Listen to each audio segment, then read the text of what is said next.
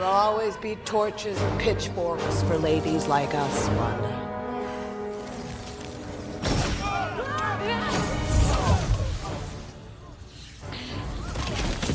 Boys, handle the military. Mommy will be right back. Marvel Cinematic Universe, Phase 4, WandaVision, series finale. You a fan of Steven Seagal?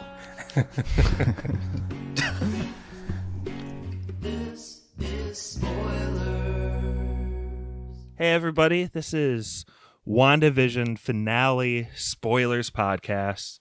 I think we got a great episode coming at you. We're going to maybe have a little bit of a weird format. We may have some people giving their yes or no's that may not even be on the pod, but let's get it started. Let's get some introductions quickly. And Brett, I want you to go first because I actually prepped you with this question, and then Stevie and Pappy can follow. But who are you? Where are you recording from? And did WandaVision ever get to you emotionally? Did you ever feel like crying? And if not, what's a recent piece of media that brought you to that point? This is Brett, recording out of Fort Wayne. I'm not really a crier, so I don't think I've ever cried at a movie. So what? I know you guys blubber all the time. That's fine. I get more emotional as I get older. Blubber. Josh, nothing in this show did. I will tell you though that a couple of the things that happened in this last episode definitely checked my boxes for me being kind of overwhelmed with something. God, I'll pick a cool scene from a bad movie that almost made me. God, this is gonna sound so dumb. X-Men Apocalypse, when Phoenix finally comes out at the end and she's just so powerful. That made me that's the kind of stuff that gets me, like the end of Rudy, that kind of stuff. But I don't cry. What I call it is almost crying. Tough guy. Almost crying Brett. It's so funny because there couldn't be any character that's more different than Rudy and Phoenix in my mind. But Stevie, I think going east to west, you're next. Okay, this is Stevie recording from Elkhart. And did Wanda ever get to me? Yeah. In the series or just the finale in general? I thought the finale was the most emotional, but you could go anywhere. Just take this question wherever you want, Stevie. One thing I did like that I guess you could say I identified with and hit me to somewhat of emotional core, as I'm sure this was brought up in previous episodes, was when Agatha was kind of taking her through her trauma, and she went to back to her childhood apartment with her brother, sister, mom, and dad. Before getting bombed. I really liked that. But in the finale, I guess just the overall tone of Wanda having a really tough time of letting go of Vision and the twins got to me a little bit, especially when she was having to say goodbye to him. Stevie, you are a regular, nay, creator of spoilers, but this is your first WandaVision episode. It is. Good to have you. I'm excited to be on. And just to counter Brett's point, I cry at every movie. So, I mean, it's not hard. Ever since I've honestly become a dad, I cry at everything now. So, same. That's what my brother said when he became a parent. Yeah, it's fun. This is Josh from Goshen. I was feeling it a little bit in WandaVision, that scene where they're all holding hands, kind of walking up the steps at the end, and when they're putting the twins good night for the last time. That's pretty heart-wrenching. Mm-hmm. I think I had a half tear when I saw Storks in theaters recently. It may have had more to do with What? seeing the family in a theater. The movie is just that really classic recipe, try to kind of copy off Pixar to get tears, but it's just a half. It's what I call almost crying, guys. It's almost crying. Future spoilers pick Storks. Yeah, I almost cry, not almost cry. Pappy, all the way from Louisville, Colorado. Yeah, I guess I'm like Stevie. I do tend to cry more at stuff, but it's not connections between characters that make me cry. It's not like emotional goodbyes between characters we've grown to love or like empathizing with their emotions. I cry at things like Luke Skywalker showing up and finally getting to see him be a badass in The Mandalorian. That's what makes me cry. So this is a lot lamer than that. Real emotion and storytelling. Why tell stories when you can have cameos? That's what I always say. Why tell stories when you can have cameos instead? You just like cry tears while you're getting in Twitter fights about TL. No, it's just so awesome to see Luke Skywalker. Oh my God! Finally, the green lightsaber. Pappy cries to Luke Skywalker and great grandsons singing and playing guitar to their great grandmothers. I guess I did cry because Mephisto and the X-Men and Michael Fassbender and Doctor Strange didn't show up like the YouTubes promised me. That made me a little bit upset. Pappy, give us a true answer. When just like thinking of movies you've cried during, when's the last time you can remember like a good hard one? I just want to know. Okay. Yeah. The first time I cried on a plane, or the only time I've ever cried on a plane watching a movie was Room with Brie Larson. Like, I couldn't not cry. And I was like probably pretty drunk and like had been on the plane for a while. And that one got to me. Last time I cried in a theater, first time I cried in a theater was with Stevie, Coco. Bawled my fucking eyes out. Everyone was bawling their eyes out. Like, it was my family plus Stevie and Lauren, and we all just sat there in the credits, like not moving, trying to compose ourselves for like 10 minutes. Is that supposed to be sad or? Sorry, Brett. You know what? I'd rather blubber at movies and be able to watch spiders than the other way around. Same, 100%, dude. Are you kidding me? Sorry for being in touch with my emotions. But the last thing that got me, I mean, Pussy. this might be a dead end of the conversation, but Schindler's List. Holy fuck! I know some people like think the ending is cheesy, but it was like a re-screening of the movie theater. And again, I was probably a little bit drunk going to see Schindler's List, which is bad vibes of Jerry Seinfeld there. But like at the end, when you see like all of the people in the family, I was like bawling. And then I got out of the movie theater and literally no one else was crying at all. Like, so I was just like red-faced and teary, and everyone else was just like going about their day in the mall. And I felt like such a jackass. But so yeah, I cry for real at some things. I also asked Kylo Corey the same question because we miss Kylo. Wish he could be on tonight, but he cannot. He's doing some big dumb movie stuff. That's his podcast. But anyway, he said that he didn't have an interesting answer for this opening question because he hasn't cried in years. So he's kind of like a big tough guy like you, Brett. That's my boy. Hasn't cried in years at all? First of all, I almost cry. I almost cry all the time watching YouTube videos and stuff that Brittany thinks are super lame, but like the military reunions or like dog reunions. Yeah, somewhat a little bit of that, but like dogs returning. I like the people that are colorblind that get those chroma glasses. I love adult adoptions. Brittany said it's super lame and super fake. So if you've been adopted as an adult, my wife hates you. Oh my God! I heard Brittany in the background laughing. Yeah, she's not disputing it. Can I give a quick YouTube video shout out? Stevie, I think you would love this. There are these videos that are just, there's this like, it's at roller coaster ride theme parks. It's called the Slingshot. I love those videos. Shoot, a lot of times a person just passes out. When the person passes out is like, it's a great feeling of schadenfreude. I mean, honestly, would I probably be screaming and pass out too? Yeah, but watching other people do it, it tickles me a little bit. I enjoy those. I'm so happy to hear this. People are like, did we click on the right episode? Isn't this WandaVision? Since we're on a total sidebar, I had a summer job one time where I was just like a temp worker. So I would just do like, the lowliest of work, like picking up trash, like wiping down like cars or something. But one of the fucking jobs was building carny rides at the St. Joe County Fair. Like, I literally put in the pins that held up the Ferris wheel cartridges and like tied down part of like the tilt-a-whirl. Like, and if you saw the other people who were doing that, you'd be like me and never ride that shit again. Like, those people have no idea what they're doing. It's terrifying. What is the Slingshot? Like, where is it at? Where'd you say it was? It's like there's one in Vegas. You're both strapped in a seat, like the Raptor at Cedar Point. No, I'm watching it. I just like, where is it? Like, the girl on the left is so excited, and the girl on the right is as scared as anybody. She's screaming, she's crying, and it hasn't even started yet. You pay a lot of money to go on those.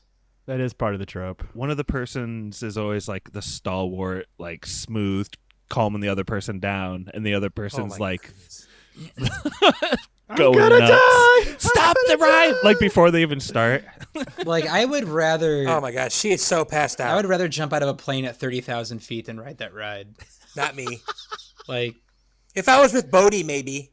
yeah. I mean, that ride just terrifies me. But one last thing. I kind of got really teary-eyed on. Pap, we're rooting for it for the Oscars.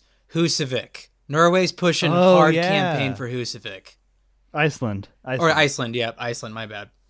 The song from the Will Ferrell movie Eurovision, the main song, might have an Oscar outside chance. I don't know. I think it was just because it was at the start of the pandemic. But yeah, when that song came on, got pretty teary-eyed. She's singing in Icelandic. Greatest line of all time. Guys, I think we might do this episode just live to tape, like no editing. Let's just keep rolling. Let's just do this in 5 parts. Let's keep another round of intro questions. This is good. It is good, but we should probably start. You want to talk about WandaVision? Well, first of all, Brett, I saw you gave WandaVision 5 stars. Do you think WandaVision is like as good as The Godfather? Like, is that? Oh, don't start with that. Don't do that. I don't know. Is that what you mean? I really don't know what you mean by that. Like, I said it was a no. Like, I didn't read your review because I saw it before I watched. I said was my review said 5-star, no brainer, or no something like that. I mean, with the way it was shot, the unique storyline, all that stuff, that's 5 stars in my opinion, without a doubt.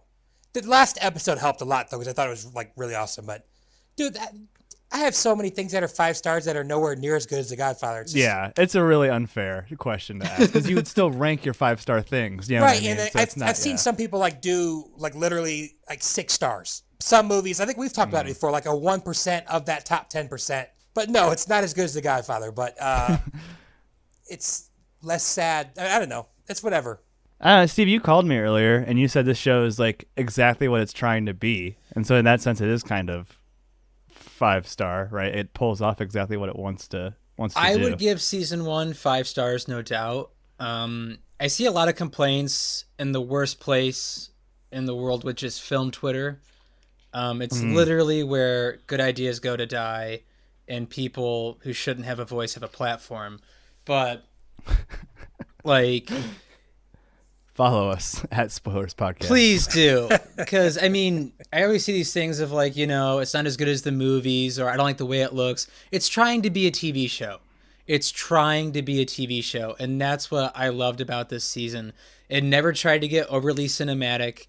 It looked like a TV show the entire time. I mean, Christ, more than half the episodes, or nearly all the episodes, were a certain decade of a sitcom, for crying out loud. I liked how it was trying to be a TV show the entire time. You said season 1, but this is like a one-off show, correct? This episode we're so. covering is called the series finale. So Right. So could they bring WandaVision back in the future? I think so. I think they could. Yeah, take a year or 2 off and just do movies and come back to it. That'd be a pretty smart move, probably. But I don't know. You'd have to either go into the format again, which would be kind of tired, or totally abandon it, which would also not be WandaVision anymore. or dive right in, go 4 seasons straight of black and white. I would watch it. Yeah, it's just the I Love Lucy show. That or Bewitched. One of the two. Laugh track. Well, this episode starts off like right where the last episode ended. The twins are being held by Agatha Harkness, like around their necks. Stevie, just high level, I texted you earlier today because I think we were the first ones to have finished the episode. I said that when White Vision and Agatha square up against Wanda and Real Vision, it's basically, to me, as good as comics can be translated to the screen. Like, this is the moment where they fight. I think it bleeds into like the two visions punching each other and their fists like going in, phasing out. They're like going in and out of the ground. Like, Yeah. is all that stuff just like peak comics to screen, or am I going nuts here? I think you're honest. I think it is peak comics to screen. I love the way it looked. I hate to bring up DC, but the two visions fighting really reminded me of the good parts of Man of Steel. Just the way the camera worked, the way the visions moved, reminded me a lot of Superman. I love these parts. I loved Agatha Harkness and Wanda squaring off. But to me, if you want to get to like what the best action is, I thought of this episode. It was definitely the two visions going toe to toe. The way it flowed, I guess you could say the CGI, like you said, them like visioning in and out of each other looked so good. Mm-hmm. Mm-hmm. You get a real sense for like how powerful Vision is, right? More so than in any other thing I've ever seen him in. Like his ability to, I don't even know what you'd call it, become like translucent, like pass throughable. Like that's pretty OP. And then the only one person who could fight a Vision would be a Vision. So it's fucking really cool to see. I'm with you, Josh, like top tier.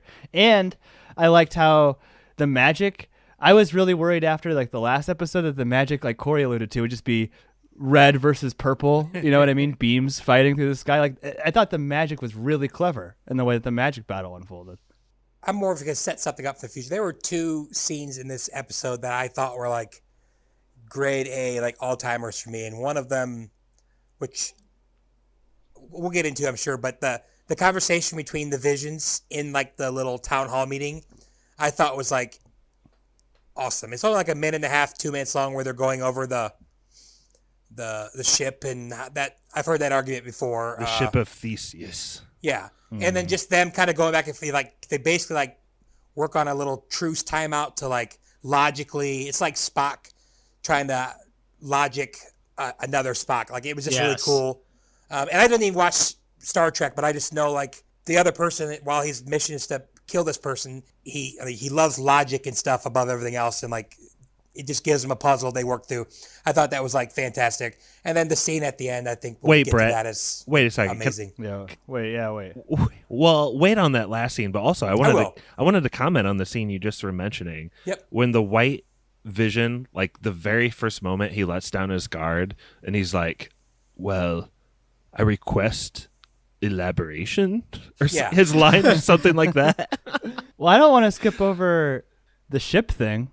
No. Stevie, that's a Stevie question. They use that in another show. I'm trying to think of what it is. Go ahead. What's the ship? Is it a ship? Well, okay. So the premise is, right, if you take out a board of the ship and replace it with another board, that's one question. Stevie, do you still consider it the same ship after all that? You've replaced all the parts. If you replaced all the parts on the ship, is it still the same ship? I mean, one at a time. They kind of answer the question, though, at the end. They said it's not, right? Well, no, they said that it is and it isn't. Yeah. It is the same ship and it isn't the same ship, just like the wood that was taken off originally the same wood and not the same wood. I'm not asking what Vision thinks. I'm asking what Stevie thinks. Which Vision, though, are you talking about? Neither. I'm talking about what Stevie thinks about the ship. If you took a ship and replaced all the parts, is it still the same ship? If I were to use, I guess, my own moronic logic, I would say no, it's not the same ship.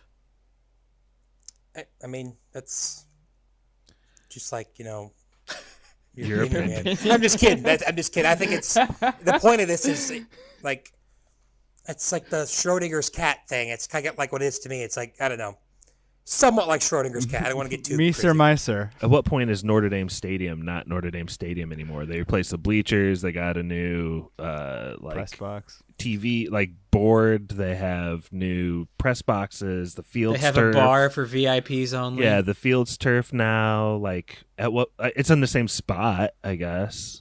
Well, I mean, the crowd is still deadly silent, so I would say it's still Notre Dame Stadium because you're not allowed to cheer or stand up. So still Notre Dame Stadium. Good.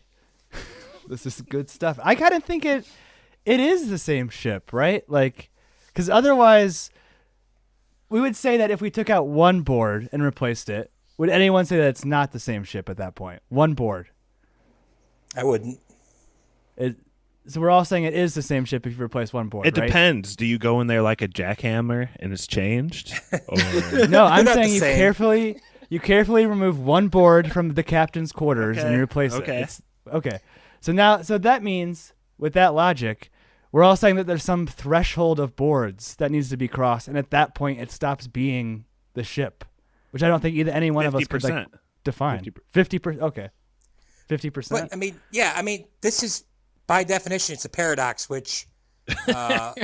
But by definition, this is a podcast, Brett. We're supposed to discuss things. No, I know, but I'm saying that's the point. You could discuss. What are you talking about? You could discuss a paradox forever. I mean, that's what it is. I mean, there's no right and there's no wrong answer. Dave Wheelrout has 9-hour episodes. Can we not have that in our lives? I'd rather not. You guys are This episode is great. I'm having a great time. This is a fun episode. Josh, can I ask you a question? Yes. So you've read Watchmen, correct? Yeah. Okay. So watches them. you and I had this discussion earlier. Where do you think White Vision went after he was given the memories of our Vision that's come to life?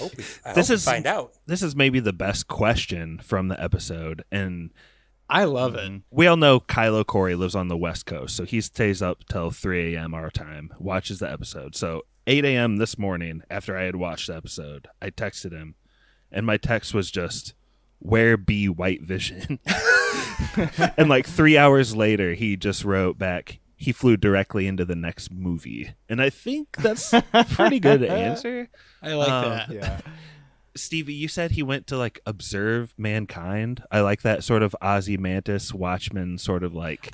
I mean, He's going to gain knowledge. I'm idea, such a too. Watchmen fan. That's what I think he just kind of Dr. Manhattaned it.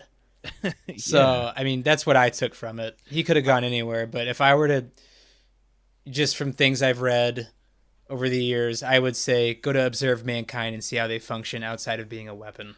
Now, this conversation between the two Visions did start with White Vision saying, "My prime directive is to destroy Vision."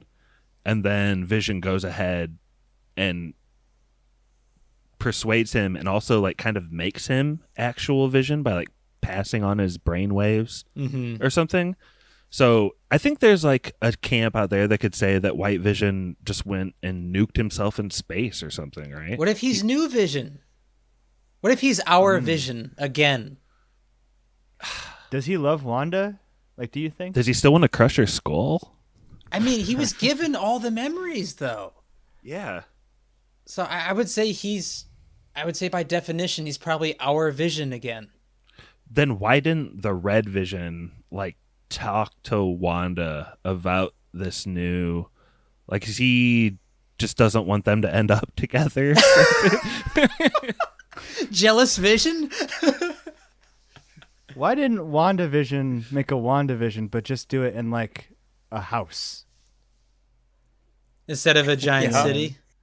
Why did she have to Instead torture of making people? enslaving 2,000 people. Yeah, one step too far. Like, you have the lot. Even it's not even stealing. You can just make the house there. That's a good question. Like, honestly, Brett, why do you think?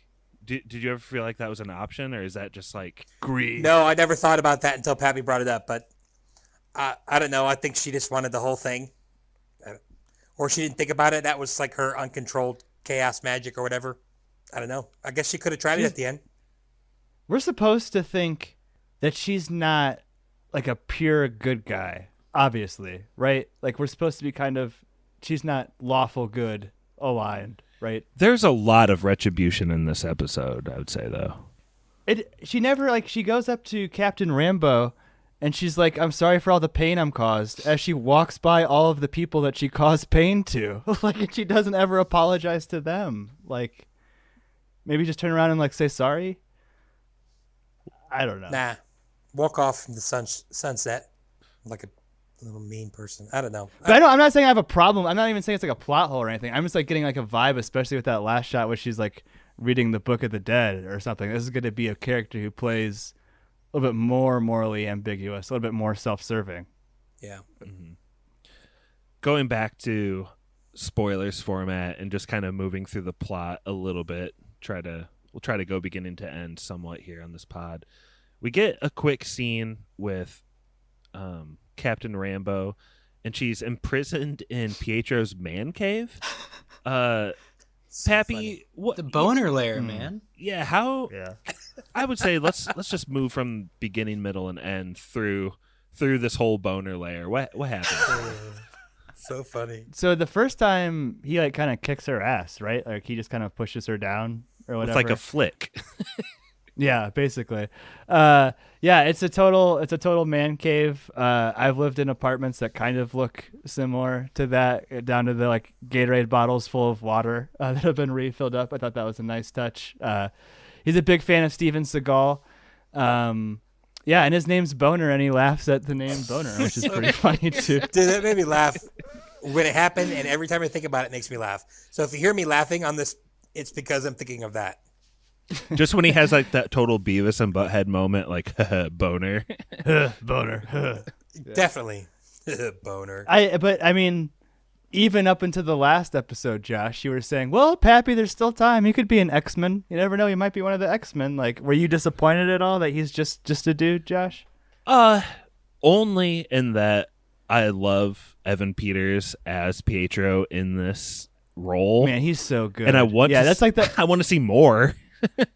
That's like I regret saying that it was like purely troll casting last week. I think it was definitely partially troll casting to generate discourse, but like he's fucking good in it. Like, yeah, troll. He's so fun to watch. I love when he's playing guitar and like who's the guy who plays guitar in Boogie Nights? John C. Reilly. Him and Mark Wahlberg are playing a guitar song, and he's playing like a really tight guitar riff and like playing really well. But I just love that Evan Peters is like playing off key and like the guitar is like kind of half tuned when he hits a chord. It just fits his personality like perfectly, kind of stonery and not good at the guitar, but loves to just like sit around and pick around at it or something. Yeah, that's great. He was great. Boner. How did Rambo get out of his clutches then, Brett? Oh man, I'm drawing a blank. I was thinking about her getting shot, but that was later. She finds his rosary beads. Oh yeah, she pulls the Rosary. How did she get up there? I can't. I'm drawing a blank on how this she thing got should have close been to- like better protected.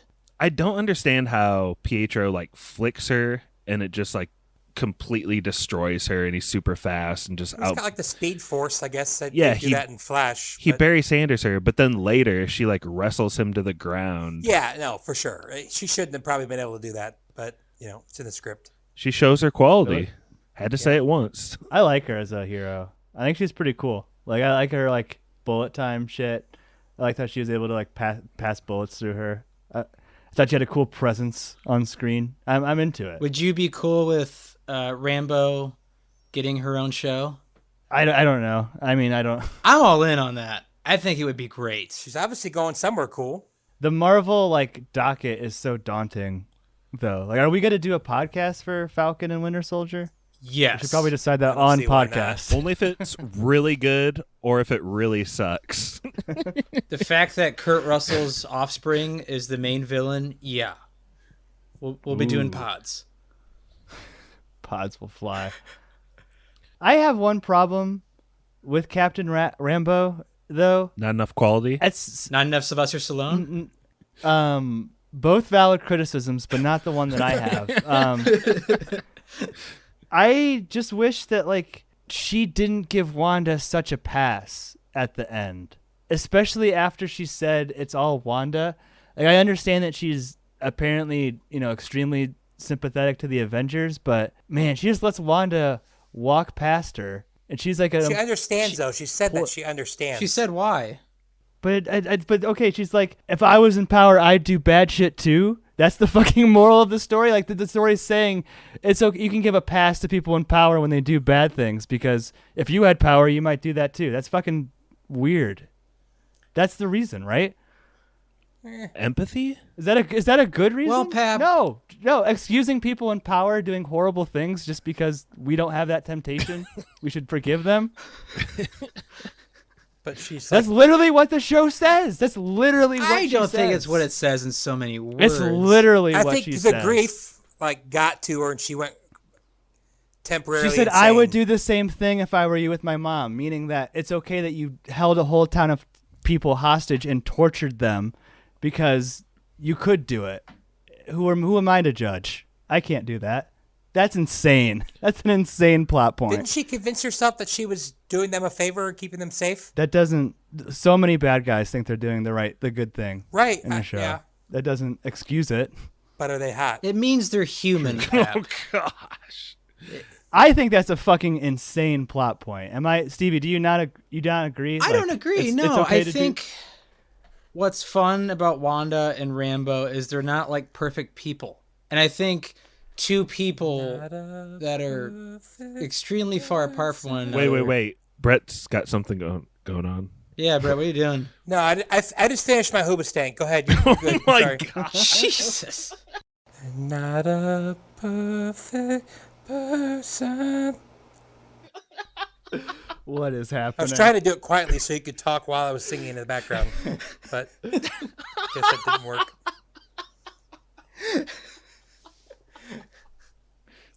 I'm sorry, I did not mean.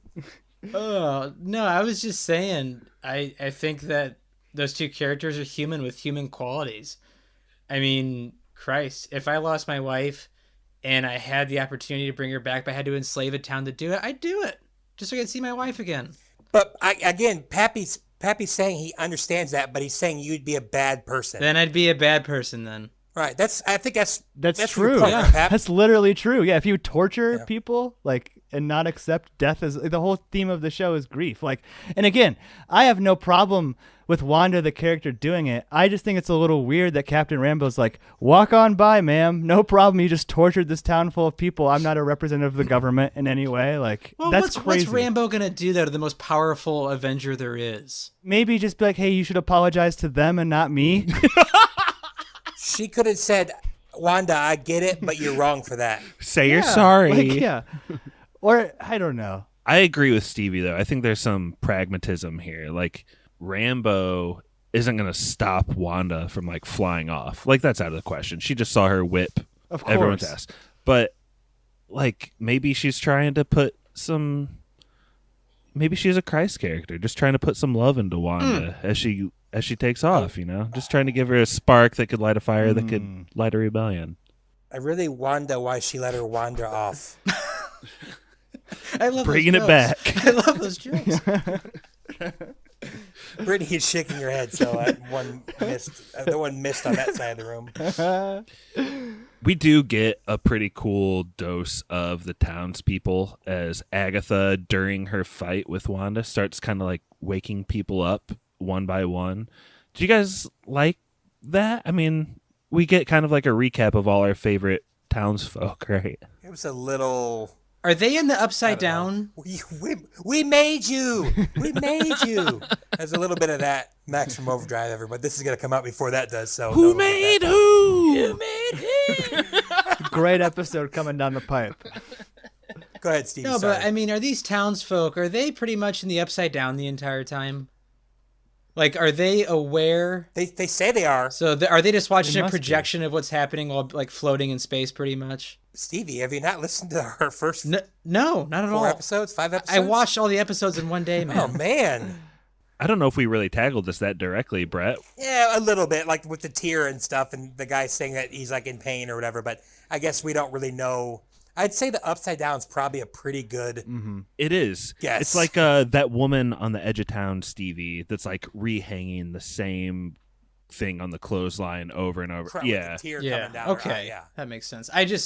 When she was waking everybody up and they didn't know where they were, but they were very aware of what was happening. I just pictured they're floating in space and watching a projection of what Wanda's wanting them to say. They're not just aware, they can miss their family members. You know what I mean? That one woman's talking about how much she misses her son in the other Yeah. room. And they also have a sense of time too, because the other woman is please tell my husband on the outside that I love him and never to come here. It's been 4 weeks or whatever. So I think the Dottie part was really good writing, and I think that last part was good. Maybe a little stuff in between's a little too much of the we made you or who made that. I thought the pain from Dottie was resonated with me. So I don't want to backtrack, but Stevie, I really don't think you would do this to people.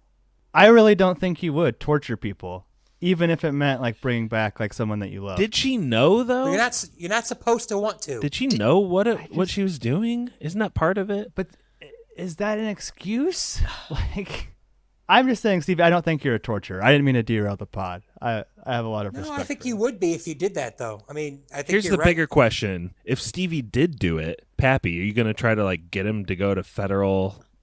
No, I'm fucking ride or die with Steve. I'd help him bury a body, Hey, dude. that's Rambo with Wanda. I would take over town and resurrect you just to call you once a day. That's very sweet of you. And like I said, I would definitely cover up for you. I'd let you sneak away in the night, but I don't get the sense that, like, I just wish Captain Rambo and Wanda had some kind of relationship to explain that past that was given. Like, I don't know. Sorry, I didn't mean to derail. All I think that the show was trying to say was like, yeah, what she did was wrong, but we also have another character that would have done the same thing she did in a heartbeat.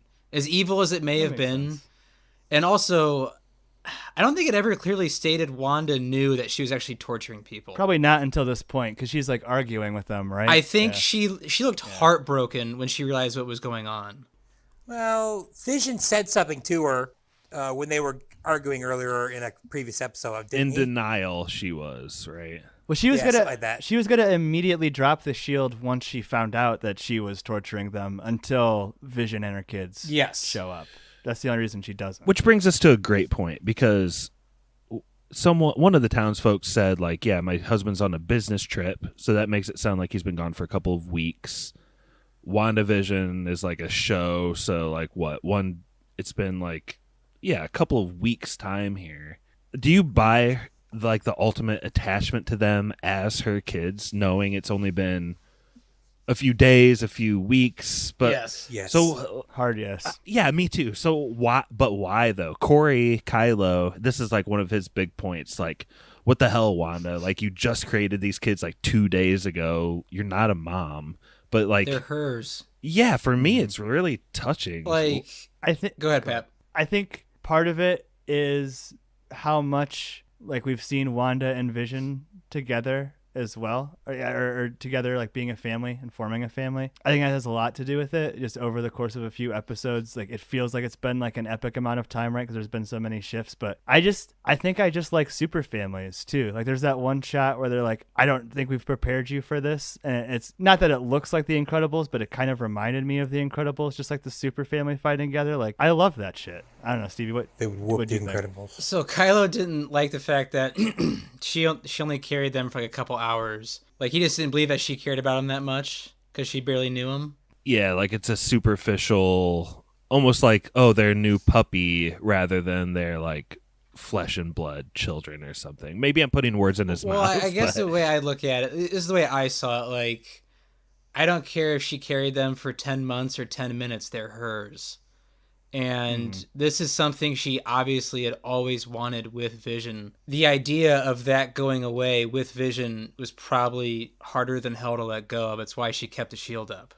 So I believe it. Yeah, I mean, like, do we believe hormones were involved? I know it might sound weird, but like, because if we believe that, then it's absolutely true. I mean, ask Lauren or Teresa, like the first day they had their first kid. I mean, like, I'm pretty sure Teresa or whatever would already kill and die for them, like filled with so much love, it's not even possible to be filled. I'm thinking if she had even somewhat like a hormonal thing, I think that she would love these kids as much on day one as she did, 30 years later. I mean, I don't know. It might be a different love. She but gave that's just my birth to opinion. them. Yeah. Like literally. Right. Yeah. So that's why I think hormones would have happened. Again, I know that's not exactly what we're talking about, but that's my opinion. I think 1 day or 100 days, you love them the same. So like during the fight, I don't know if I can ever be like really truly nervous for the safety of characters either one way or another. Like during the fight, I was entertained by the fight, but like I was genuinely concerned that the family like wouldn't be able to stay together at the end. Like that was like the biggest conflict. I was like genuinely feeling nervous. Like, oh my God, I hope Wanda doesn't have to not bury her kids, like dust, break up, whatever you'd call that, her kids. Atomized. Gosh. Yeah. In much the same way that what's disappointing about the Pietro storyline is it doesn't seem like we'll be getting much more of that character. It's the same thing for the twins for me. I think something about just twins in general translates really well entertainment value wise. Like, it's just fun to watch. we do get a little bit of like a tease at the end with the twins. We'll get to that later. But Stevie, do you like how the twins like continue to manifest their powers and just their characters and the child actors in this? Is this a strong point in this series for you? I think it was because I don't think the show tried to hide them, which is something they could have easily done after they were initially born, or you say after the Malcolm in the Middle episode. I like how they were actually used, and I also like their acting. I thought they were actually a really cool part of the show. That's why it was actually touching when they were, tucking them into bed for the last time. It was actually a touching moment because we actually got to know these characters. So yeah, I thought it was a strong point. Malcolm in the Middle is kind of a 4-letter word around here, Stevie. Pappy Kind of Malcolm. bitter about it. Yeah, I have some traumatic memories of being called Pappy Malcolm in the Middle constantly. I was also bringing up the fact that Corey and I and probably Josh were really looking forward to a 90s episode, and they just skipped right over it to Malcolm in the Middle. So I thought that was the 90s episode. Malcolm in the Middle started in 2000. But Oh, it was that's conceived. 90s. Yeah, it was conceived in 1999. That's like when they wrote it and stuff. So yeah, good you can point. conceive a baby. You could conceive a baby in 1999, but if it's born in January, it was born in 2000. I really just like that part too, where Wanda looks at her kids and she's like, "Kids, take care of the military." That's a pretty good, just one-line quote. We should meme that. Do some stuff with that. Going back to Agatha Harkness's like origins, this is Wanda's doing, right? She takes them back to the 1700s initially, right? Yeah, 17th century probably. Yeah, gotcha. No, I mean, it's kind of a forgotten power. She used it a lot in Age of Ultron and hasn't really used it since, at least that. But it's crazy. Like, it tricked me again. Like, the first time we saw Agatha, she's all like begging for her life. She looks like she's in a bad position, but in reality, she's got all the control. And it was just really, really well done. I thought You were the one that mentioned it seemed like a straight horror. And oh yeah, at the beginning of that I think it episode, did again. And take us too into like more of their battle together, because one of the like little details I really liked is how like legitimately gross Wanda's hands and ultimately like her whole being and like face look as like Agatha's supposedly draining her powers or something. Yeah, I mean, Agatha gets the upper hand, and I think Wanda takes her back out, but either way, and they start fighting. It's super cool, just like the Matrix fight in the last Matrix. I'm just kidding, that's terrible.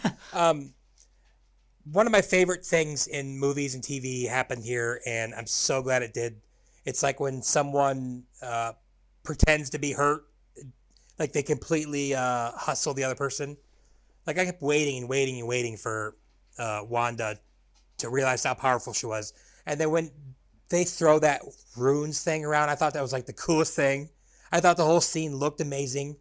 It seemed like they definitely spent their money well. I mean, a couple times when they get thrown through the air, it looked a little, I mean, you could tell it was computer, but man, it was just gorgeous. That red is just an amazing color. To see Agatha really beg for her life at the end was just really, really cool. It's like, I don't know. The person who's been terrorizing for the last two episodes just completely brought down to her metaphorical knees. I thought it was the whole next 5 minutes. This movie was incredible. So I did love the runes thing. At the time, I thought that was like, oh, that's kind of a clunky and weird rule, but Chekhov's runes, they come back at the end.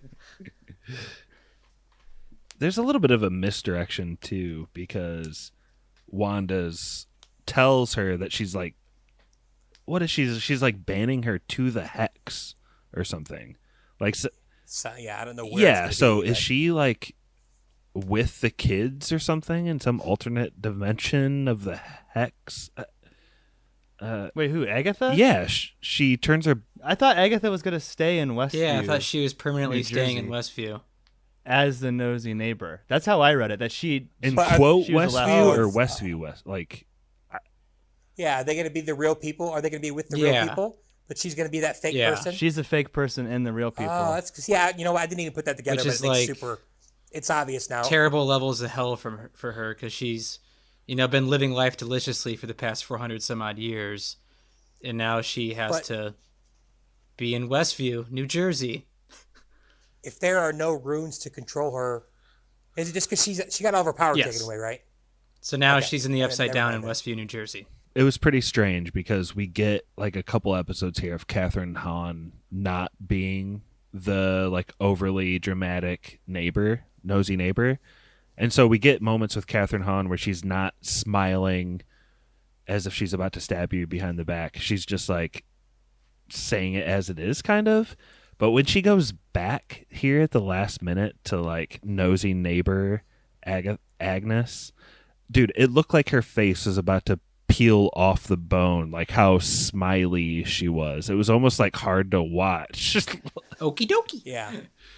It was super weird. And, I didn't think I thought about that. But yeah, you're definitely right. It was weird. It seemed super unnatural, which it was, obviously, but it almost seemed like you could see her inner self screaming, she still just had that fake smile. So yeah, that's really cool. And I'm sure she'll be recalled at some point too, right? Like you're not writing her out forever. Even if it's just like a 5-minute touch base in a movie where she's going to unzap Catherine Hahn for a little bit, get some important information, and re-zap her. Yep. Like, that could be really funny. Yeah, it'd be perfect. For sure. Is that too much Catherine Hahn for you, or is that the right amount, Brett? We'll see. 5 minutes? I can hit. No, she's owed more than 5 minutes. She's talented enough. It's just an hour and 5 minutes, then we get to be a problem. What'd you think about her in like full-on witch form, Josh? Full-on Agatha Harkness look, because her look definitely changes a little bit, right? Yeah, I give credit to Catherine Hahn for just facial performance. Like, she just looks like she has a completely different bone structure in her face when she's the witch versus when she's the nosy neighbor with the plastic smile. But I think this whole episode, like the main meat of it, kind of culminates with this 2-on-2 battle ending because the Vision outsmarts or outwits White Vision, right? So White Vision kind of takes off, and we'll get more of him in the future. There's this little fight where Brett touched on it and Pappy talked about it. The Deus Machina runes save the day for Wanda, and she's able to. Well, that's okay. That's not a day. That's literally not a Deus Ex Machina, though, right? Because it's been the episode falls on itself. Chekhov's runes. That's my mistake, for sure. It's not a Luke Skywalker showing up with no mention in 2 seasons. Absolutely. The opposite of that. It's good writing. All I'm really trying to get at right now is that Wanda is able to overcome Agatha Harkness, and so we have our victory, but Wanda has to put an end to the misery she's been causing. And we've been talking about it a lot. Like, she knows she can't continue to keep these people captive. There's this little 5-minute section that has a lot of heart tugs in it. But Stevie, did you like this section? Get us started on this conversation of the hex slowly moving back towards the center. The slow wind down? Yeah. I mean, it is sad, and the past 2 episodes have been so chaotic, and you are getting to a wind down part of the series, and was sad because you realize that Vision and the twins are gonna have to go. It's what's gonna have to have happen. But the fact that they slow played it so much, I thought was actually really smart. Instead of doing it abruptly quick, they actually really slow played it. There's a lot of extremely sexual memes about Vision and his turtleneck that make me extremely uncomfortable. Like what? I just I don't know. So, imagine what his Vision dick looks like. I'd like to rip that turtleneck off, type stuff. Very sexual. Like he's like a daddy type Vision is the theme of the meme. Yeah, it's very, very uncomfortable for me. Paul Bettany is an attractive man. But I can't stop thinking about his Vision dick. That's why it makes me so uncomfortable. What does it look like? How long is it? High cheekbones. All those questions. I'm sure it's a Vision. Probably. Josh, do you get really sad watching Vision and Wanda put their kids to bed for the last time? That seemed very emotional. I feel like anyone that would have kids, anyone that would have a pet, anyone that's been close to another person, Like, hey, you're just going to bed. Good night. But you know they're going to be destroyed overnight. It's like driving a pet to get put to sleep. Yeah. And I think this is me being a little cynical, but she spends like 3 more minutes with Vision after this. Like, She could have used keep that. keep the kids up, have some popcorn, make some snacks, man. They're not that tired. I don't know. Well, you know, Did they need the alone time? They weren't banging at the end. It's or like a anything. Band-Aid, Josh. everyone knows the 10-year-old boys tend to fall asleep right when you put them to bed, so I'm sure they didn't die alone screaming, wondering where their mom and dads were. I think they knew what was going on, though. Kinda. Maybe. It could happen. Like, it was tough for me to send my. I had to stay home. I was working today, working from home, and my wife had to go to the dentist with the 3 kids, and like that was tough. Like they're gonna be gone for like an hour, and some stranger, and they're gonna be like a little bit worried and confused. But this is her with their twins. Like they're gonna be gone forever.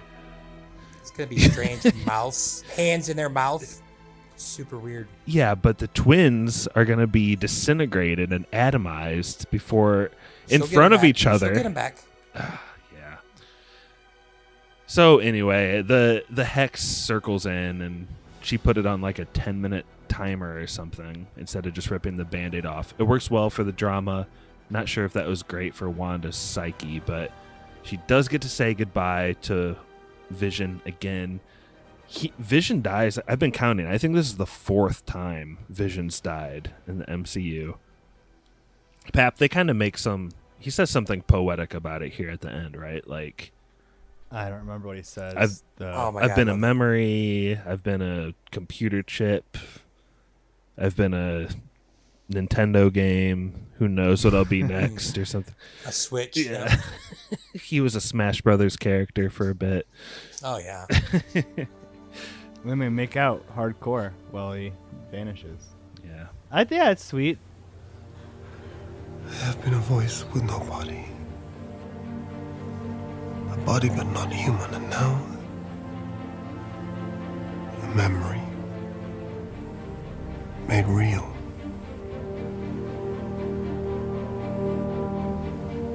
Who knows what I might be next? And Pappy's still thick of his penis. I can't, dude. I saw, like I said, I got some like a weird Twitter thread, and it was like a car crash where I kept looking at it and I couldn't get away from it. It stands to reason. You guys weren't there. You don't know what I've been through. Okay. Have some empathy. If you had seen that Twitter thread, you'd be acting like I am right now, just like Wanda and Captain Rambo. Have empathy. Pampathy. Are we gonna talk about Hayward at all? I was going to say, do you think someone that powerful is just going to, like, get neutered at the end and just go down without a fight? Or, like, you think he will? I have no idea. He seemed pretty disposable. What do you think? Yeah, Stevie? but they built, which is crazy because they built him up kind of. I mean, his assault on the Hex was, like, pitiful. Stevie, what are your Like, thoughts they on were Hayward? never even close to in trouble. Stevie, what are your thoughts on Hayward? On the Matt Gates lookalike, Pappy hated him. I thought he was such a freaky deaky dick turd.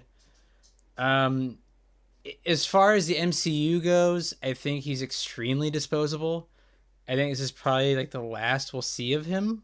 To me, it just seems like they needed another character to build somewhat more of drama in the show outside of Wanda's grief. I don't see using Hayward much more going further. Are they trying to get, like, to make, like, a younger Alexander Pierce from Winter Soldier? Because that was not, like, because, what's his name? Robert Redford was, like, awesome as that bad guy, Alexander Pierce. So I don't know if they were trying to make him, but he was, like, a quarter of that. We'll probably see that character in Winter Soldier or Falcon and Winter Soldier. Alexander Pierce, yeah, I think he is listed in it. No, I meant like another character like him or like his predecessor. That'd be cool. My thing about Hayward is I know, like, Brett, you like to say, like, it's in the script, so it's that way. I just, like, I don't know. I just look at it in a different way where I think that they're choices, right? All of these things are choices. I think the only reason that you have Hayward is like a mechanism for White Vision and to make Wanda not the principal bad guy of WandaVision. And to make a white man a bad person. I don't know. Does that really bother? Does that bother you, Brett? No, Okay. I'm just joking, but not joking at the same time. So it does don't bother care. you. No, I don't. He did look an awful, like, a dickhead guy from Florida. That's all I'm saying. He's way too clean cut and good looking to be from Florida. Sorry, Florida people. I'm just messing. It's just weird because we reviewed a movie with literally 30,000 extras, and the only brown-skinned ones were orcs, and you didn't think that was a problem. But we have a movie where not only there's more than one white man, but one of them happens to be the bad guy, and you have a problem with it. It's just interesting. I didn't say I had a problem with it. First of all, it was a joke. Second of all, You said it wasn't a it's joke. not. No, I said I was. No, it's definitely. I'm joking, but then I said, I don't know what Disney was trying to do. If you think he was like disposable, what's the point of him being in there then? I hate Hayward. I've been saying that the whole time. I think he's a fucking shitty character, and he's dumb, and he's obvious and shallow. I think the show would have been way better off if you just had Jimmy Woo trying to investigate this thing the whole time. He's the lawful good. He's the FBI. He's like, I don't want to do this to Wanda, but I've got to arrest you because you've been torturing a town full of people. I think they want him to be a good guy though, like a good fan favorite. But he is being good. I guess you still need a way to get White Vision in there. But I just think he was very he wasn't a character. He was a mechanism. The whole show. He had no depth. White Vision. Why can't it be Black Vision? At the end, he's like, I just want to be thanked. His whole motivation is, I'm going to return the vision, and then I'm going to get the biggest thank you ever. Do you want in, Jimmy Woo? That's literally what he says. Yeah. It's and stupid. I agree with you now, Pap. I've been fighting against that, and I felt like there was room for depth. But to me, he jumped off the deep end when he steps out of the car and tries to unload his pistol on the twins. Yeah. What the fuck? Yeah. He goes from guy who's kind of logical but has to do the hard bad thing to child murderer in 10 seconds there, right, Stevie? I mean, if you're going to do something like that, at least make him say Hail Hydra before he gets taken away. It's literally one of the dumbest things about this show, and I love this show. Mm-hmm.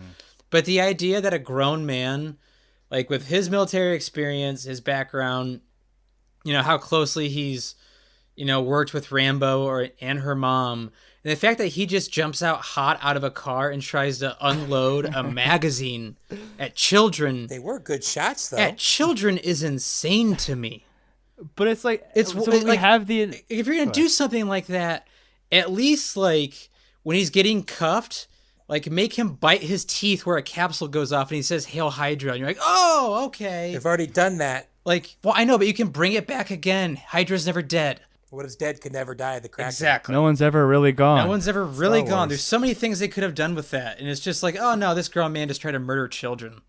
And it's just we have the entirety of WandaVision now, and I'm not being facetious or hyperbolic. There is no other gear he's ever in other than asshole. He's only an asshole the whole time. There's nothing interesting about him, and he has no motivation. Like I said, I'm going to get the biggest thank you when I return this White Vision. He's nice in the first episode you see him in. Barely nice. He's keeping her at arm's length. He's not letting her in. From the whole time we've been saying he's a bad guy. Yeah. I had hope for him. I think what Brett really wanted was for some guy, one of the townsfolk, to have an open carry firearm on him, and him. What state are they in? In New Jersey? Doubtful. That one guy had one in California, though, in Boogie Nights. It could happen. That's in the freaking 70s. That's true. All Brett wanted was the good guy with a gun to take out Hayward, and we were solid. No, they don't shoot that's the military, man. They don't shoot the military. Marvel's getting itself in a bind here. They basically have to do credit and mid-credit scenes, or else people are going to be pissed. But here they do a double whammy. A mid-credit scene where Rambo is approached by a Skrull, I and she's got to take Rambo to heaven. She points to heaven, and that's where they're gonna go. They're gonna die, kill each other, go to heaven or something. I love that.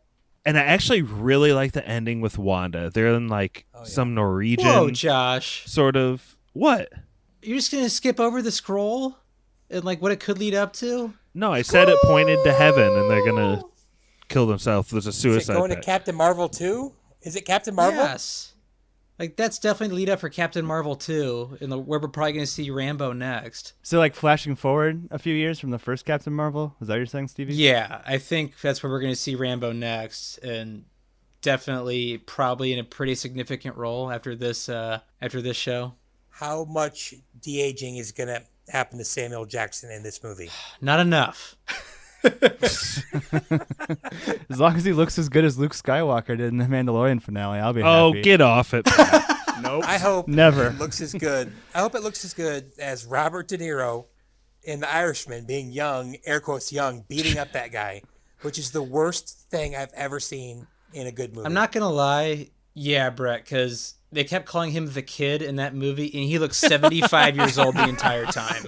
No, but you're right. No, but the best part is he's supposed to be young, beating this guy up, and he's literally an 82-year-old person. He has beating half a somebody up. hip Like, it's trying to super kick obvious. somebody, and it looks awful. Oh God, it's like, oh man, they worked so hard in that movie. Why could they have not done something better there? Okay, sorry. All right, I'm done. Josh, hit us with the great ending now. They're in those upper European countries, right? Like Finland. Yeah. Scandinavian, Nordic countries. Matt Troll Yeah, probably. country. Husivic, probably. This is up where Matt Troll is for sure. And Wanda is like got a doppelganger version of herself. Astral form. Yeah, her like just chilling. Actually, like when you first see it, you're like, okay, this is what Wanda needs. She needs to just be drinking cocoa, taking in her grief slowly, like maybe living by herself for a while, just soaking this all in. But Pappy, the camera pans past this version of Wanda, and what do we see like in her back room? Yeah. So I get she's like astral projecting or something. She's like sitting crisscross applesauce, I believe, in her full-on Scarlet Witch outfit and reading like the Book of the Damned like very quickly. Dark Hole. Or whatever. Dark very Hole. quickly. Dark Hole. It's called the Dark Hole? Hold. Dark Hole. Oh, okay. Dark Hole is a different movie. She's reading the brown hole as closely as she can, quickly as she can. That's what I was going for. But yeah, I don't know. It's a cool shot, and it's an exciting shot because I get kind of the sense that she's not the pure good character. That she's going to play both sides. That she's going to be interested in bringing back her family. But we hear, I don't know which of the twins, maybe both of the twins, yelling, "Mom, help!" And then that's the end of WandaVision. So definitely, like we predicted, setting up for something. Doctor in the Strange MCU 2. future. Well, she's definitely bad because she tortured thousands of people, right, Pat? I think we should just forgive her, man. Torture's not a big deal, dude. If I could torture people, I would. So I understand. Good lesson, kids. I completely thought this last scene was gonna go a different way, and I got super like the romantic in me got super. I was like, Vision's gonna be back there, the new Vision, and which would have been like a finality to the show, but instead it's probably way better. It opened up something else, but I thought that she was gonna be with the Vision that combined with the other Vision, but yeah, I was way off. Stevie, do you feel the same way? Like, going into this show, I could not care less about Wanda Maximoff as a character, and now coming out of the show, It's all I I'm want. really into Scarlet Witch. Yeah, exactly. This show is 100% successful. Like I was talking to Josh a little bit earlier. I think Wanda's probably on the popularity, like is probably as popular, if not more, like on the same level as Thor right now. And powerful. I think she's gonna be in universe. She's gonna be like one of the biggest Halloween costumes come this fall. Oh, if like COVID's yeah. taken care of. But is she as popular as Don Corleone from The Godfather? Not quite. I give them both 5 stars though. Okay, good. Okay, just want to make sure that we were on the same page. Yeah, this is gonna sell out the costume. I think the old school costume and the new school costume are both going to be massive sellers if we have Halloween this year. I really love this ending just for the fact that kind of what it opens up the door for, which I think is, Pap, I think you're onto something about like her being villainous. I think she's probably going to be the main antagonist in Doctor Strange 2.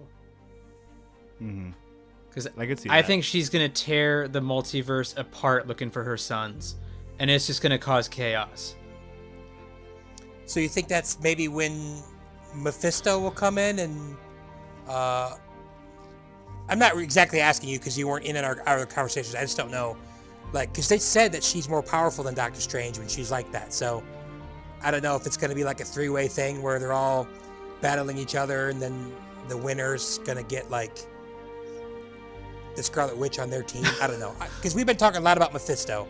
Like, there's a lot of Easter eggs for Mephisto in the show, and they never mention him. So it's like we either were all wrong, which is definitely possible, or they're setting him up for like the long con he's going to be in the Doctor Strange, which I'm really looking forward to. I don't know enough about like the MCU to even have ever made, you know, like a prediction like that. I know a lot of us were saying that like it could potentially be Mephisto, but like Kitfisto or whatever it is. Like the only thing I know, My the only thing I fister. know for sure, the only thing I know for sure are like that guy who does like the new Rockstar channel and all those like talking heads who have been like analyzing every like sentence. Those guys are buffoons. Those guys look like fools after all of this. Like, and I feel bad because there were like tweets from the director and people on the production staff like having to like calm expectations, being like, look, like you're not gonna get like what you think you're gonna get. Freaking relax. Like, yeah, it's crazy. And like I know I've been like shitting on the Mandalorian a lot, and it's not going to be like a bit going forward. But I think that Clapton.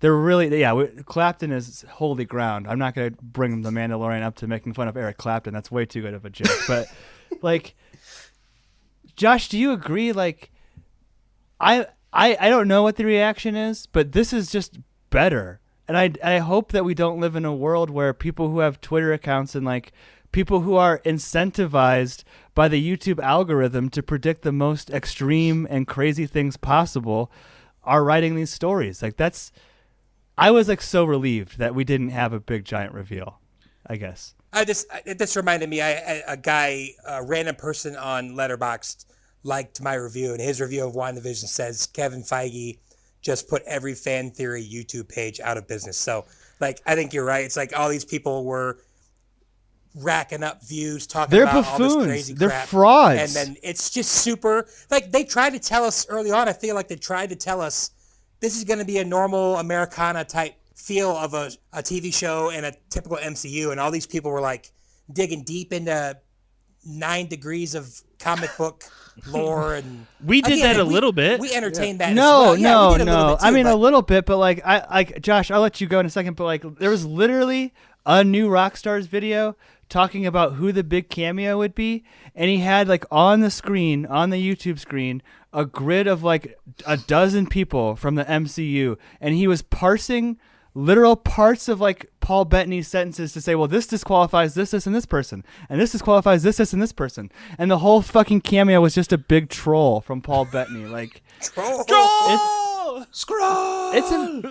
it's embarrassing, and I don't want to live in a world where like what that guy or those people were saying like comes true. I think this is much better. WandaVision's Was much, the clip much better. art of the video him looking shocked? Probably like his hands on his face, like Yeah, hands Look rubbing at the through his big- hair, like pulling his hair big out. red arrow around like WandaVision for some reason. Like God. Okay, so there is this British journalist named Elliot Higgins. He had a tweet that said, WandaVision is a great example of why weekly releases are such a problem. Massive fan culture online. The internet hive mind creates so many theories. It gets overhyped, inevitably disappointing no matter what, basically, is what he's saying.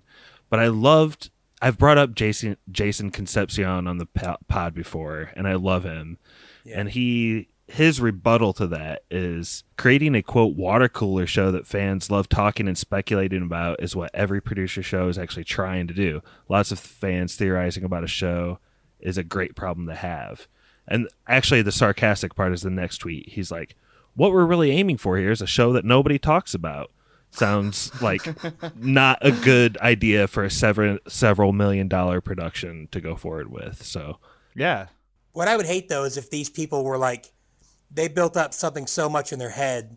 It's kind of like, I don't want to be like that guy, but it's like a little cancel culture. It's like they wanted something, it didn't happen, so now they're going to be like, they're going to rage and be like, what a disappointment. This all let us down. But like normal people like us were just like enjoyed it for what it was, which was just an amazing piece of TV cinema, whatever you want to call it. So and as long as these guys don't start rage releasing videos talking about how the MCU's dead, they killed it, and I mean, again, I guess if they want to, go ahead. But Well, one thing on your point, Josh, towards the weekly releases. This is an unpopular opinion to have, but I think Netflix is a dead man walking. I just like when I look at like what Disney's been able to do so far, So quickly. in 2021, so quickly, and dude, WandaVision ended today. They released a premium movie that you can buy in their app that also came out today. So they have all of these eyeballs in the app. They're releasing their new Disney animated movie. You get all of that quote unquote Freaking synergy. genius. Friggin' synergy, yeah. And like people's price point for Netflix is so fucking low. Like if Netflix goes up to $15, people would fucking cancel it. Disney has fucking in-app purchases for an app that you subscribe to, and no one bats a fucking eye. Like they are so far ahead of Netflix right now. It's like I told you this 5 years ago, Pap, when they announced it, or 4 or 5 years ago. I said they're actively going to try and kill Netflix. They're gonna win. They're gonna win. And they're gonna win. They're winning right now. They won the streaming wars last year. Like Disney won the streaming wars, and Disney Plus hasn't even been out for that long. but they're backed by Disney, which helps them. Netflix has been in Well, the other debt thing is for too a is Disney decade. has other things to dip into. Like there's no Right. Netflix theme park. There's Right, just no, and that's what I'm saying. I agree with you. I mean, Netflix has, I feel like they're going to be able to make content like their shows. If they get buried by Disney, they're going to have to sell off those show ideas to other companies. Yeah. So so they're going to lose. They might eventually lose all their movies, but they still do good things. But you can't have a streaming service that just has a new documentary once a week and like maybe 14 new shows a year that are good. Yeah. Like that's going to go under. Someone's going to buy them. Maybe not buy them, but buy like those Disney. writers. Like Disney, yeah. But like Disney, What a but I say nightmare. like Disney can put out their like AAA content and say you have to pay $20 for it. Like what was that Netflix movie, Brett, that like got nominated for like a Best Picture and everyone thought it was gonna win a few years ago? Roma. If Terrible. Netflix said you have to pay even $7 to watch Roma, people would say go fuck yourself. I'm not Definitely, doing that. 100%. And it wasn't terrible. It was That's just pre-COVID though, so it's a little different. It is and true, there's yeah. a little bit of a difference too for the fact that like I everybody knows I love Disney and I adore Disney movies, especially animated movies, but I feel like an animated Disney movie is almost like an event. And I feel Yes. like a Netflix release, no matter what the movie is, it's almost just like, you know, a random Tuesday. You know, they're very non-comparable. So I think the idea of even New paying Adam for- Sandler movie. I think the idea of even paying for a Netflix movie on top of the subscription is just insane. Which I would pay for an animated Disney movie. I would pay for Hubie Halloween, to your point, Josh. God, but they're nothing still else. putting out they're still putting out great content though. I mean, I think the Queen's Gambit was amazing. So I don't know. They're giving themselves a fighting chance, but I think what we all said is true. They're going to have to collapse under the weight of this pressure. And like Stevie was talking, like 80, 90 years of Disney knowing what they're doing. Yes. I mean, they know what they're doing.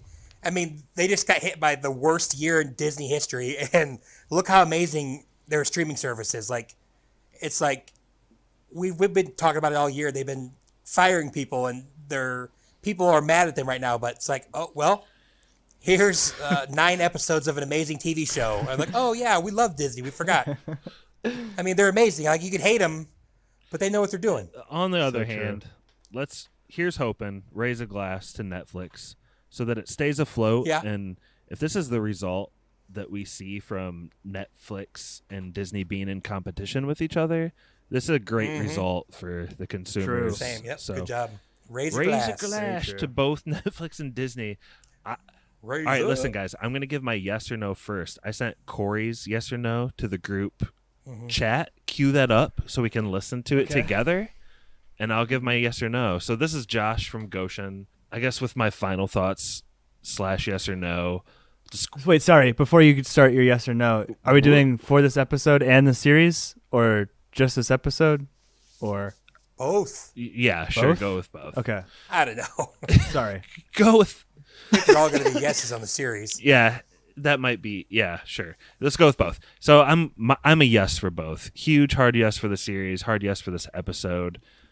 I had a secret theory that maybe someone from Wakanda, someone that has maybe passed away in real life, maybe could have been resurrected here in this. It didn't happen, and none of the other huge theories happened. And you know what? The episode is probably stronger for it. We got to concentrate on the characters that we've gotten to know in this series, and I think that's really strong. I know that we've made fun of a couple individual lines from the series about the writing, specifically like we kind of panned the what is love or what is grief but love persevering. We kind of panned you don't get to make that choice for me, do you, Wanda? But I think Disney is buying some of the best writers out there, and we get to see that result on screen. It's amazing. Huge yes.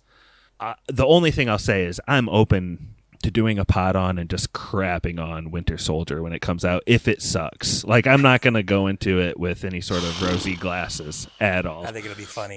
So I hope it's good, but if it sucks, we'll give you the honest truth about it. Let's go from west to east now with the rest of the people. Ooh. And we didn't get Kylo, one of our comic experts, on this pod.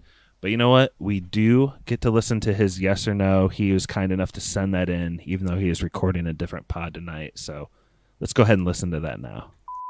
Hello there. General Kenobi. Thank you. Hi, guys. This is Corey with a pre-recorded yes or no for WandaVision season finale. Quick question, though.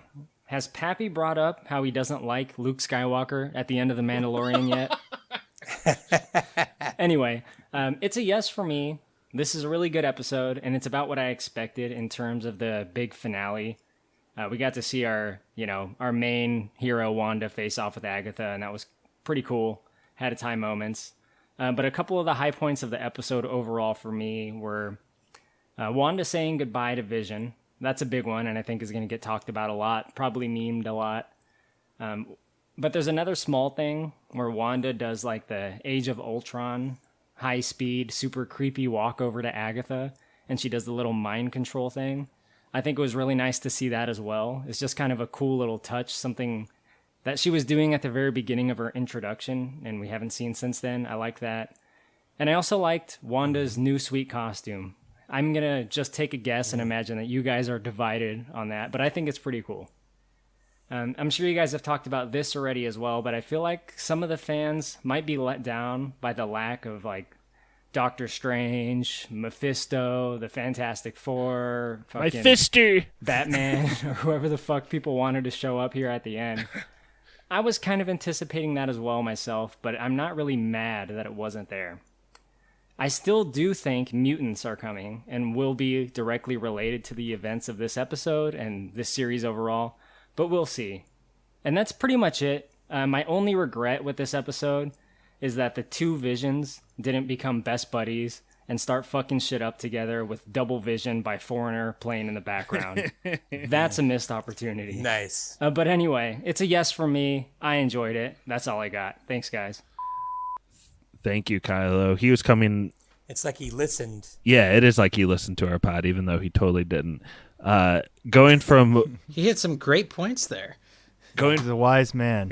He's coming out of Simi Valley, California. Our good pal Kylo, Corey, Rem, memes, whatever. Make sure you're subscribed to Big Dumb Movie. We actually haven't talked about them at all. Yeah, in a because long they don't. time. We don't like to give out free advertising to people, but he is a friend. So Jeez. You should. If you like spoilers, you should also be subscribed to Big Dumb Movie. Like double your just content kidding. of us. It's great. Yeah, Kylo and myself personally started out as just people that listened to each other's pods, and now we're just like legit good friends, and it's a good feeling. But anyway, let's go from Simi Valley back to Louisville, Colorado, to you, Pappy. Yes or no, me? Yeah. So quick. Yeah. Yes for the finale. Yes for the series.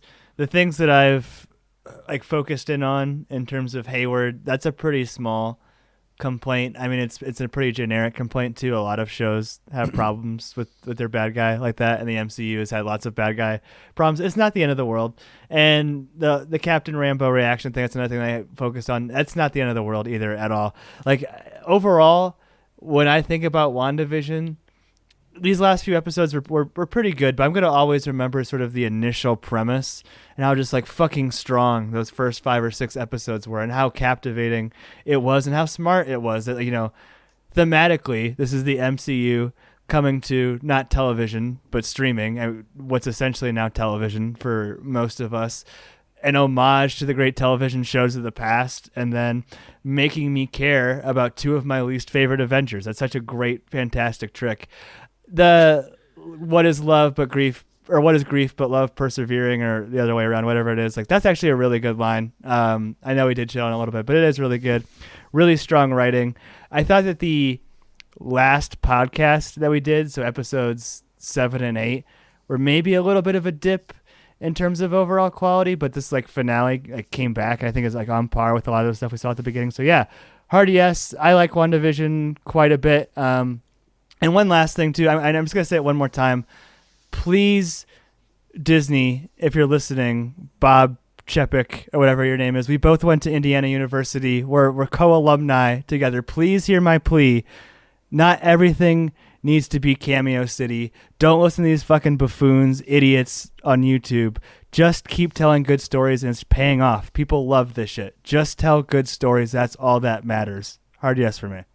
I think 5 spoilers are IU alumna, correct? We got a few. 5 spoiler men? I think. Yeah, so do it for us, guys. Whoever you come on, to. Bob, listen to the CEO of Disney went to our college. Bob, listen to us. We know.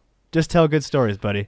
Listen to Mark. We all hung out at Nick's. We are all cool, man. Just do it. Yogi, rest in peace. Stevie, coming from Louisville back into Elkhart, Indiana. What do you think about this series and this episode, man? Man, this surpassed all my wildest expectations. I was not looking forward to this at all. Like Pappy said, this show made me care about 2 Avengers I could not care less about. And I hate to bring up Thrones, but I feel like I just have to. Something in my brain just tells me I have to. Shows like these are, you know, you can start off great, but sticking the landing on any show is incredibly hard. It's incredibly difficult, and it can just be detrimental. I mean, think of it this way. Thrones was the most popular show in the world for so many years. And after the last season, no one has gone back and watched those shows ever again. And they can't get anything related to it, even off the ground at HBO. Like, it can be insanely detrimental. And so like Josh and Pappy brought up, the writing is great on this series. It's fantastic. The way they did the last episode was so measured, and it made it actually make sense. And I felt like it was just a great way to, if this is the last, you know, episode they do on Disney Plus, I think it did an amazing job on it. So hard yes on the series, super hard yes on the last episode. I just love this show. So yep, hard yes. Brett, take us home. Fort Wayne, Indiana. Yep. The show was definitely a hard yes for me. I think all the things put together made it unique and amazing. I mean, if you want to know our thoughts on that, listen to our other podcast episodes on this. This episode right here was like everything to me. I thought it was amazing. I mentioned 2 scenes earlier, but 3 scenes in this. I mean, I don't know if they nominate Emmys for this, but I think they were like some Emmy-winning conversations. I don't know if it's the romantic in me. I know I said that twice, but I am kind of romantic. But I thought the writing between Vision and Wanda, and even stuff for the kids, I thought that was all A+. Super hit home. I think every line hit personally, but super sad, super well. I love the rune scene. I love that crap. I thought it looked amazing. And then, like I said earlier, I think the scene where the Visions are going back and forth trying to out-logic each other or logic each other was amazing. This is a hard yes. Just killing it. Just awesome. And we actually have one more surprise, yes or no, coming out of South Bend, Indiana.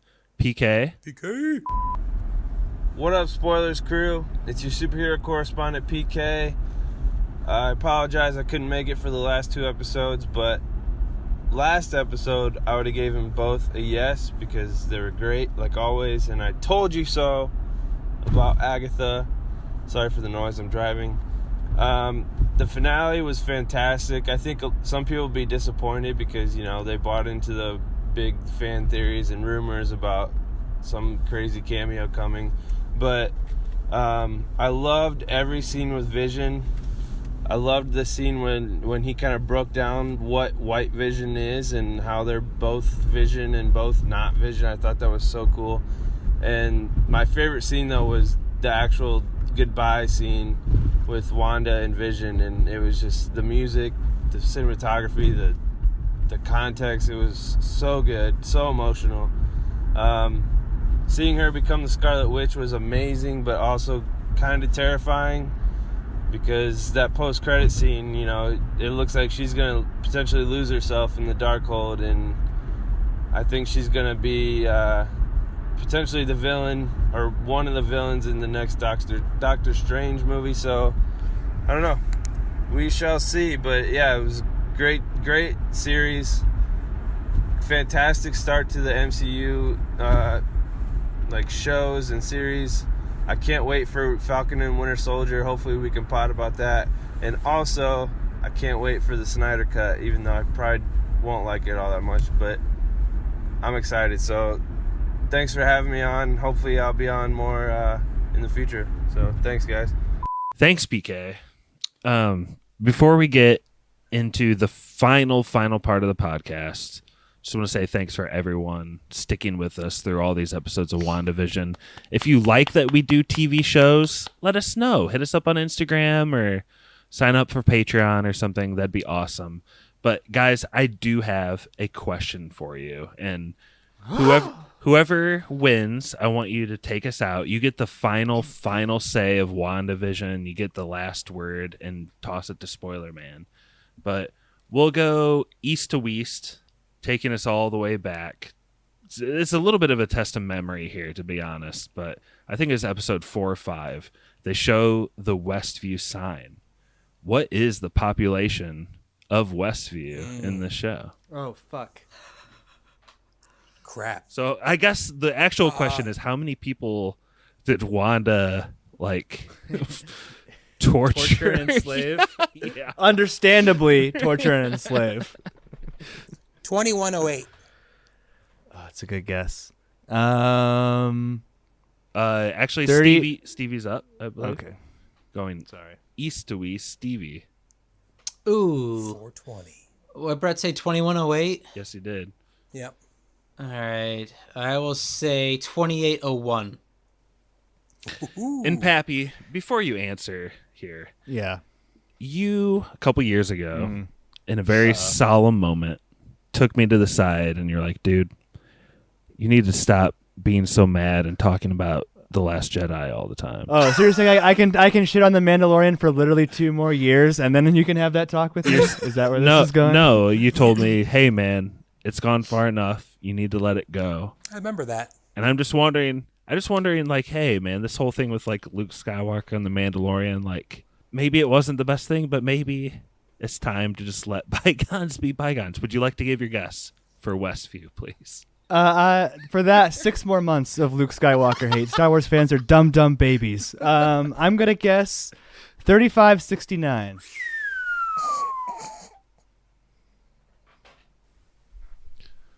Dumb babies. Star Wars fans.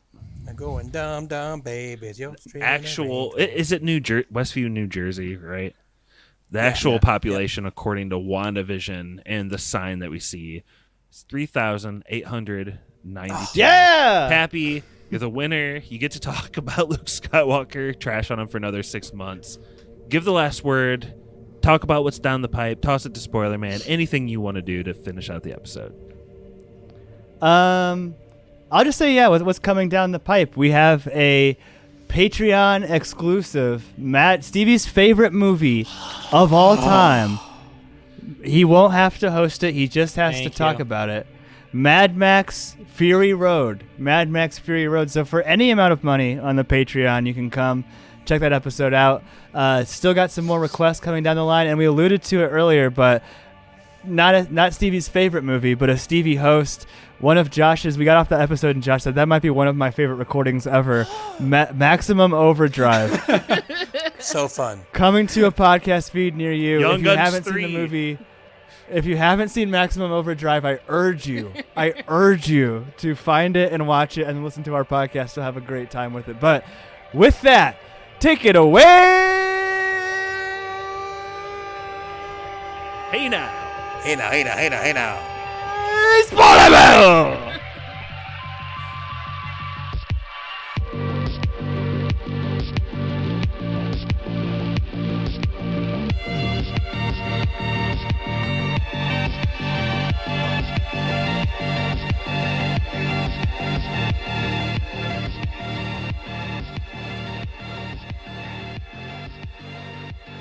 Spoiler Man here. Please consider going to patreon.com/spoilerspodcast. Special thank you to our patrons, Nick. How is she controlling you? Brother Brian. This is my man cave. Place to chillax, you know. Matthias. You fan of Steven Seagal? Druid King. Boner. Our email is podcastspoilers@gmail.com.